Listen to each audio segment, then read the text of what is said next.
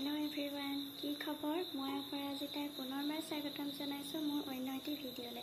আশা কৰোঁ ভিডিঅ'টো চাই ভাল পাব।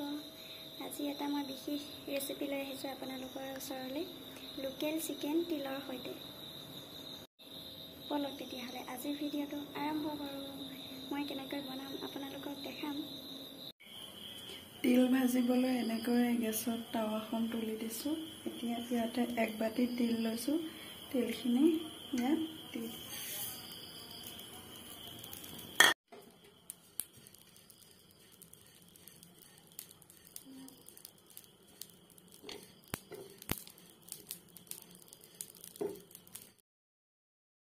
তিলখিনি ভাজা প্ৰায় হৈয়ে গৈছে, একদম পূৰা ফুটিছে, চিটিকি চিটিকি দূৰত পৰিছে আৰু এটা ইমান ধুনীয়া গোন্ধ ওলাইছে নহয়। লোকেল চিকেন 3 পোৱা আৰু লগতে তিল 1 বাটি লৈছোঁ আৰু জিৰা জালুক আদা নহৰুৰ পেষ্ট, পিঁয়াজ আৰু বিলাহী, শুকান জলকীয়া 4টা লৈছোঁ, ইফালে প্ৰয়োজন অনুসৰি হালধি, পিঁয়াজ 2টা কাটি লৈছোঁ, 1 চামুচ মিট মছলা। ইফালে গেছত কেৰাহী উঠাই দিছোঁ। কেৰাহী প্ৰায় গৰম হৈছে। এতিয়া ইয়াতে মিঠাতেল দিছোঁ। তেলখিনি গৰম হোৱাতে ইয়াত শুকান জলকীয়া কেইটা দি দিছোঁ। এইখিনি অলপমান ভাজি ল'ম। এতিয়া ইয়াতে পিঁয়াজখিনি দি অলপ ভাজি ল'ম। পিঁয়াজখিনি ৰঙচুৱা হোৱালৈকে ভাজি ল'ম।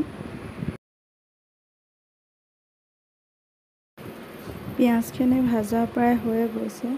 পিঁয়াজখিনি ধুনীয়াকৈ ৰঙচুৱা হৈ আহিছে। এতিয়া পিঁয়াজ আৰু বিলাহীৰ পেষ্টখিনি ইয়াতে দি দিম।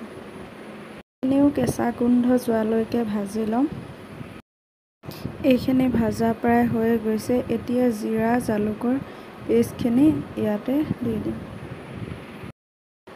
এইখিনিও এতিয়া ভালকৈ তেল বিৰিঙি অহালৈকে ভাজি ল'ম। এইখিনি ভাজা প্ৰায় হৈ গৈছে। ইয়াত প্ৰয়োজন অনুসৰি হালধি দিছোঁ।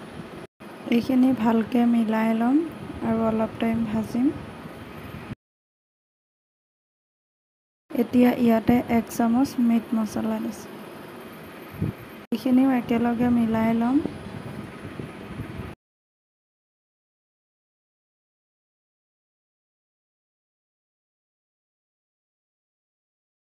আৰু এতিয়া ইয়াতে মাংসখিনি দি দিম।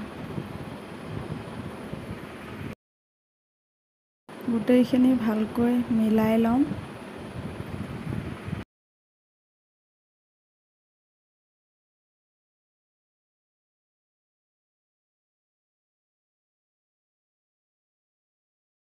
পাঁচ মিনিটমানৰ কাৰণে ঢাকনা মাৰি ৰাখি দিম। 5 মিনিটৰ পিছত ঢাকন খুলি ভালকৈ আকৌ এবাৰ মিলাই দিম।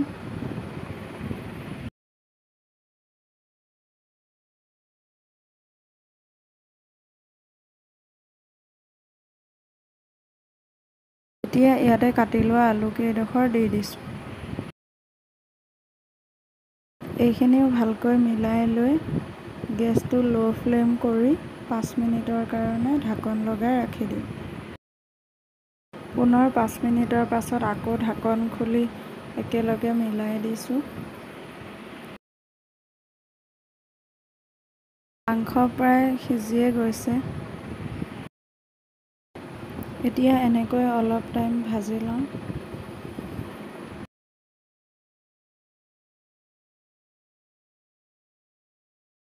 মাংস আৰু আলু প্ৰায় সিজিয়ে গৈছে। এতিয়া ইয়াতে গুড়ি কৰি লোৱা তিলখিনি দি দিছোঁ। তিল আৰু মাংসখিনি একেলগে লৰাই দিছোঁ মিক্স কৰি। ভালকৈ মিহলি নোহোৱালৈকে লৰাই থাকিব। গোটেই মাংসখিনিতে তিলখিনি লাগি নোযোৱালৈকে এনেকৈ লৰাই থাকিব। এনেকৈ 2 মিনিটমানৰ কাৰণে ৰাখি দিব। এতিয়া ইয়াতে মই গৰম পানী ব্যৱহাৰ কৰিছোঁ। ঠাণ্ডা পানী দিলেও হয়, কিন্তু সোনকালে উতলিবৰ কাৰণে মই গৰম পানী ব্যৱহাৰ কৰিছোঁ। এতিয়া এইখিনি ভালকৈ মিলাই লৈ গোটেইখিনি ভালকৈ মেলিয়ে গৈছে। এতিয়া 10 মিনিটৰ কাৰণে ঢাকন লগাই ৰাখি দিম মিডিয়াম ফ্লেম। এতিয়া ইয়াতে সোৱাদ অনুসৰি নিমখ দি দিছোঁ।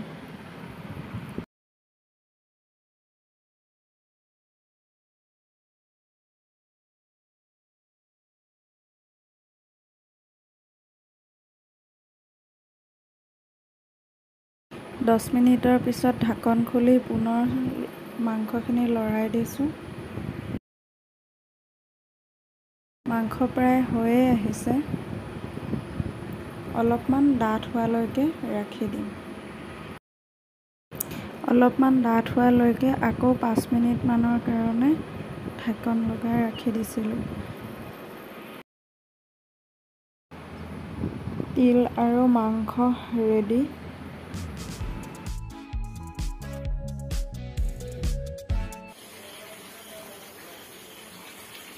ইফালে আমাৰ তিল আৰু মুৰ্গী মাংস ৰেডি হৈ গ'ল।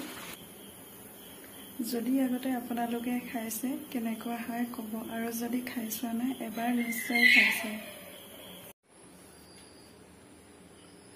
যদি ৰেচিপিটো চাই ভাল পালে লাইক কমেণ্ট শ্বেয়াৰ কৰিবলৈ নাপাহৰিব। আৰু যদি আপুনি মোৰ চেনেলত নতুন হয় প্লিজ চেনেলটো ছাবস্ক্ৰাইব কৰি দিব আৰু কাষতে থকা বেল আইকনটো প্ৰেছ কৰি দিব, যাতে আহিব লগা নতুন নতুন ভিডিঅ'ৰ নটিফিকেশ্যনবোৰ পাই থাকে।